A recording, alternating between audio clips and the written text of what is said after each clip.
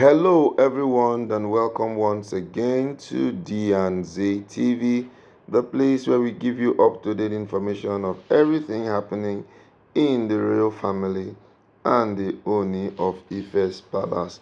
So, if you've not subscribed to the channel, we urge you right now to click on the subscription button, comment, like, and share our videos. And then, as you do this, whenever we drop a video, you will be the first to hear it. So, something very mysterious happened the other night as Miriam decided to drive herself. Yes, something happened as Miriam decided to drive herself, which is actually against the rule in the palace for anybody, any of the Oloris, to drive themselves. There are a lot of drivers who are all being properly paid to see that they drive the women to wherever they want to.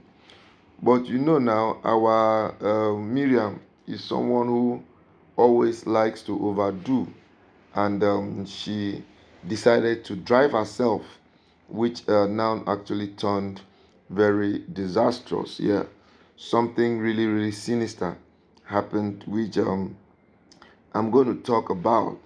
So Miriam needed to go to an event, so she decided to drive the car. And actually, it was raining, and the weather was somehow a little bit blurry.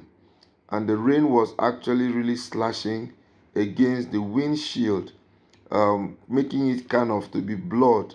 And already, the treacherous mountain road was getting very, very scary. Now, inside the car, Miriam gripped the steering wheel. She was also tightening her teeth. Her breath was misting the cold air. She was late, very, very late, and the winding road seemed to stretch endlessly into the oppressive darkness. When suddenly, the engine of the car died. Imagine driving a car in the middle of the night when it's raining and the engine went silent. The car rolled to a quiet stop. The only sound drumming was the rain and the frantic thump of Miriam's heart. Miriam's heart started pounding, pounding, pounding. She tried the ignition once, twice, but the engine remained stubbornly silent. She decided to swallow the storm. She reached out for her phone only to find the screen blank. No signal. There was no signal anywhere. A shiver colder than the damp air crept down her spine. She glanced at the rearview mirror and her breath hitched. A figure sat in the back seat. Not a solid figure, but a faint, translucent outline. A woman with long, dark hair that seemed to float around her shoulders. Miriam's heart pounded against her ribs. She wanted to scream, to bolt, but her limbs felt heavy. Frozen, she stared at the reflection and the figure stared back, its face pale and indistinct in the dim light. Before you know it, Miriam was able to summon courage and trembled, barely whisper that came out of her mouth. The figure didn't respond. It simply sat there, its gaze fixed on Clara. A sense of profound sadness, heavy and thick, filled the air.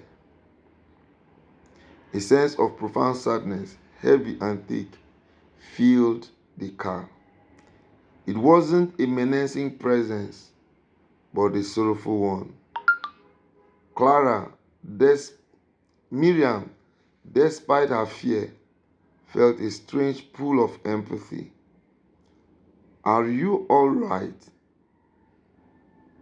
The ghost head tilted slightly, and Miriam noticed a faint glint of something metallic around its neck. A necklace. Perhaps then the figure's lips moved, but no sound came out. Miriam strained to see, to understand. Lost, she thought. She read lost. The word hung in the air, heavy with unspoken grief. Miriam's fear began to recede, replaced by a strange sense of urgency. She wanted to help, to ease the sadness that radiated from the figure.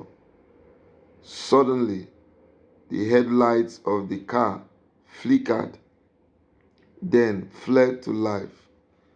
The engine coughed, then roared.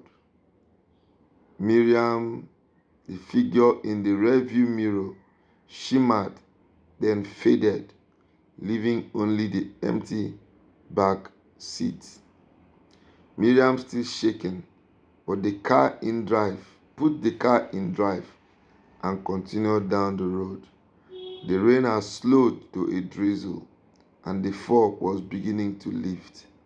As she rounded a bend, she saw a small flickering light in the distance, a roadside dinner, the warm glow a beacon in the night.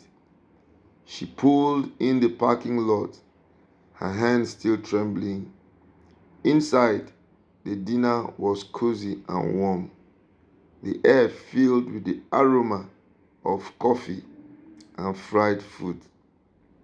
She sat at the counter, ordering a hot drink, her mind still reeling. As she sipped her coffee, she noticed a framed photograph on the wall. It was an old black and white picture of a woman with long hair wearing a distinct necklace, the same glinting metal she had seen in the car. Beneath the photo, a small plaque read, "Moremi, lost on the mountain road, 1962. Clara's breath caught in her throat. Lost. The lost. The word echoed in her mind. She looked at the photo, and a sense of understanding washed her entire being.